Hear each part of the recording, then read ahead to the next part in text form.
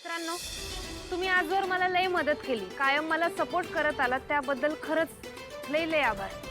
खरं मला हे पण कळतंय का ह्यामुळे तुम्हा सगळ्यांना लई त्रास सहन करायला लागलाय. त्यासाठी खरंच मी तुमची माफी मागते. कमळी, अगं तू माफी का मागतेस?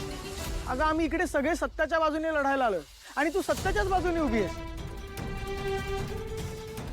होय, आपण सत्याची बाजू घेतली म्हणूनच आपल्याला ही शिक्षा झाली आणि मला ते अजिबात सहन होत नाही.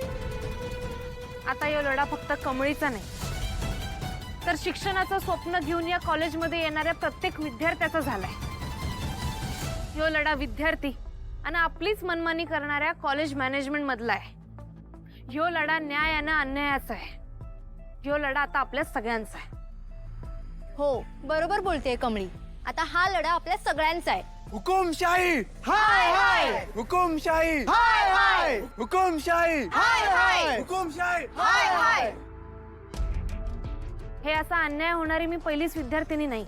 अशा कितीतरी शिक्षण संस्था आहेत ज्या आपल्या मनमानी कारभारामुळे विद्यार्थ्यांचं नुकसान करत आले. त्यांच्या दडपशाहीमुळे त्यांना विरोध करायला सहसा पुढाकार कोणी घेत नाही. पण आता असं होणार नाही. आता मी या ठिकाणी उभं राहून सगळ्यांना आव्हान करतो, असं कोणी विद्यार्थी असतील तर त्यांनी येऊन आम्हाला भेटावं आणि आमच्या या आंदोलनात सामील व्हावं.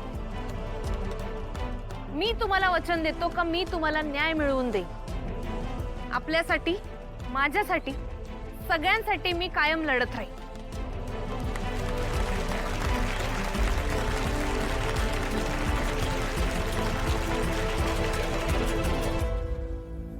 हुकुमशाही हाय हाय, हुकुमशाही हाय हाय, हुकुमशाही हाय हाय, हुकुमशाही हाय हाय.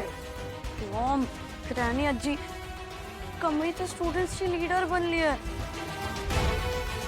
नाही, तिला ना लवकरात लवकर थांबावं लागेल.